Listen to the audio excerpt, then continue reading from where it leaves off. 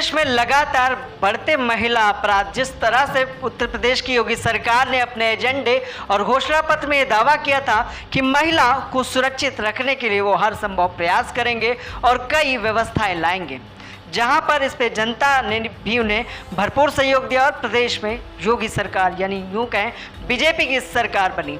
लेकिन आज जिस तरह से प्रदेश की स्थिति है, लगातार जो महिला अपराध के आंकड़े और ग्राफ हैं वो बढ़ते जा रहे हैं। इसी विषय को लेकर आज चर्चा पर हमारे साथ हैं समाजवादी पार्टी की नेत्री प्रियंका श्रीवास्तव, जिनसे जानते हैं कि महिला अपराध पर आखिर समाजवादी पार्टी का क्या रुख है, किस तरह से वो इस महिला अपराध को देखती हैं।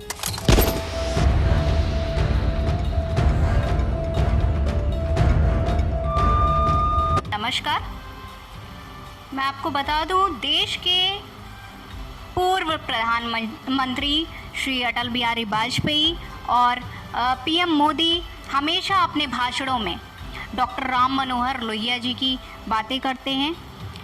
आपको मैं बता दूं, लोहिया जी हमारे सिद्धांत, हमारे आदर्श हैं, हमेशा से रहे हैं। हम लोग उनको पढ़ते हैं।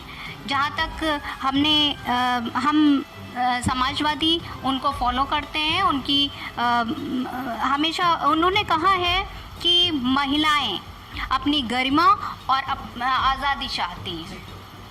कथा के अनुसार महिलाओं को देवी का दर्जा नहीं चाहिए, उनको सम्मान चाहिए और हम महिलाएं अपना सम्मान लेके रहेंगे। हम महिलाएं, हमारी सांसद हैं डिम्पल यादव जी, हमेशा महिलाओं के लिए आवाज़ उठाई है। उन्होंने हमेशा महिलाओं को न्याय दिलाया है। हक की लड़ाई हम लड़े हैं और लड़ेंगे और अपना सम्मान पाके रहेंगे।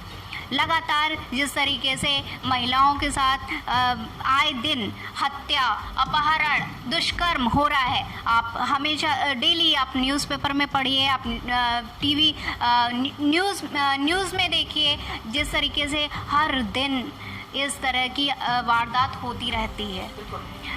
महिला अपने आप को आज कहीं ना कहीं असुरक्षित महसूस कर रही है। महिला अगर घर से जाती है तो डरती है कि कहीं हमारे साथ कुछ ऐसी वारदात ना हो जाए।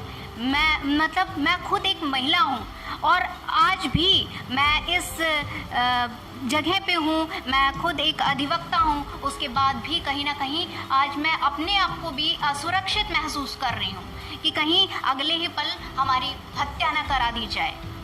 अभी हाल ही में लखनऊ में जिस तरीके से घर में घुस के लोगों को गोलियां मार दी जाती है, अभी आप हाल में देख लीजिए, बरेली की वारदात देख लीजिए, बच्ची के साथ, नाबालिग बच्ची के साथ दुष्कर्म देखिए आप। आगरा की कल ही की वारदात आप ले लीजिए, छोटी सी 6 साल की बच्ची के साथ जो कि अपने घर के बाहर खेल रही थी अपनी बड़ी बहन के साथ।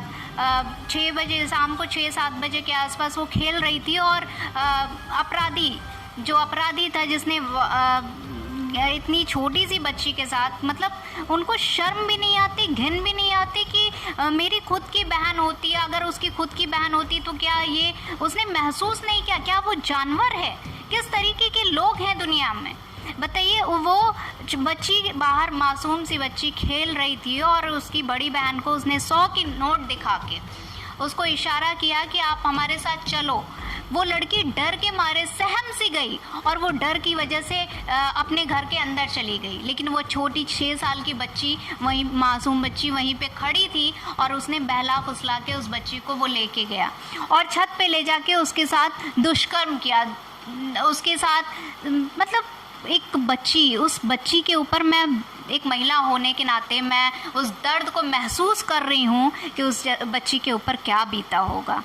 वह बच्ची दर्द से रो रही थी। वह अपने जब घर पहुंची, उसके परिवार वालों ने पूछा कि क्या हुआ, तो उसने सारी बात बताई और लोगों ने उसके लिए जाके थाने में FIR कराया, उनके परिवारजनों ने। और अभी भी अब सब समझ लीजिए, FIR कराने के बावजूद वह अपराधी फरार है। दुष्कर्म भी किया उसने और वह अपराधी फरार है। तो ये कहीं ना कहीं सरकार की विफलता है। सरकार पुलिस प्रशासन से मिली हुई है, सरकार की मिली भगत है। सरकार की नाक के नीचे से ऐसे कांड कैसे हो सकते हैं? बाबा जी से बस यही कहना चाहूँगी, बाबा जी अब ढोंग करना बंद कीजिए। महिलाओं को न्याय चाहिए। जिस तरीके से महिलाएं आज अपने आप को असुरक्षित महसूस कर रही हैं। आप तो कहते हैं कि अपराधी उत्तर प्रदेश छोड़ के भाग गए हैं, तो ये कहाँ के अपराधी हैं जो आए दिन हर रोज हर दिन इतने सारे बलात्कार हो रहे हैं, अपहरण हो रहे हैं, हत्याएं हो रही हैं। इस पे इस चीज़ को हम किस तरह से मैं बताऊं। मैं खुद एक महिला हूं, मुझे इतना पीड़ा हो रहा है कि मैं आपको बता नहीं सकती, अपना दर्द को बयां नहीं कर सकती। प्रियंका जी, आखिर बताएं कि जो अधिकारी हैं, जो आला अधिकारी हैं पुलिस प्रशासन के, डिपार्टमेंट के, क्या लगता है सरकार का उन पे किसी तरह का कोई दबाव, या सरकार से किसी तरह का अधिकारियों को डर है कि इतनी बड़ी बड़ी वारदातें हो जाने के बावजूद भी कि कार्रवाई में काफ़ी देरी हो रही है? सरकार, सबसे पहले तो मैं आपको ये कहूँगी, सरकार की ये मिली भगत है। सरकार को दिखाई नहीं दे रहा है क्या? सरकार को ये सारी चीज़ें पता नहीं चल रही है? उसके बाद भी वो सरकार क्यों नहीं एक्शन ले रही है? क्यों आंखें बंद करके बैठे हुए हैं? क्यों देख के भी अनदेखा कर रही है सरकार? क्या उनको उस मासूम बच्ची का दर्द नहीं दिख रहा है? उन परिवार वालों का दुख नहीं दिख रहा है? अरे मैं तो बस इतना ही कहूँगी बाबा जी से कि जो खुद जिस तरीके से उसका परिवार नहीं है, वो उसका खुद का कोई बच्चा नहीं है, वो खुद बेऔलाद है, ऐसे सरकार को तो, ऐसे लोगों को हमने मुखिया बना रखा है, जिसको वो दर्द कैसे महसूस करेगा जिसकी खुद की औलाद ही नहीं है। बिल्कुल। तो जैसा कि देखा आपने कि किस तरह से सपा नेत्री प्रियंका श्रीवास्तव ने बताया कि आखिर किस तरह की ध्वस्त कानून व्यवस्था है, जहां पर पुलिस अधिकारियों जिनको ये काम प्रमुखता से करना है, कहीं ना कहीं जो कार्य करने की शैली है इसमें काफ़ी हद तक सुधार भी करना चाहिए। लेकिन आखिर अपराधी, जिस तरह से अपराधियों ने प्रदेश छोड़ दिया था, आखिर कहाँ से आ रहे हैं अपराधी? अभी तक कानून व्यवस्था में सुधार क्यों नहीं? आखिर जो आंकड़े रहे हैं, अपराध के आंकड़े, जो समाजवादी पार्टी भी रही इससे पहले, अपराध के आंकड़े रहे, क्या लगता है कि ग्राफ बढ़ा है योगी सरकार में अपराध में?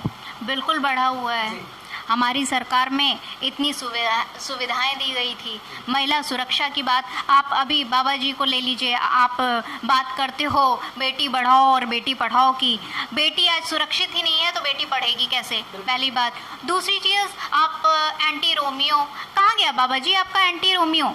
आज को एक बहन रोड पे चलती है तो उसको 4 लड़के छेड़ते हैं, उसके साथ उसको उठा ले जाते हैं, उसका अपहरण कर लेते हैं, उसके साथ रेप जैसी घटनाएं हो रही हैं। बाबा जी, आप ढोंग करना बंद करिए।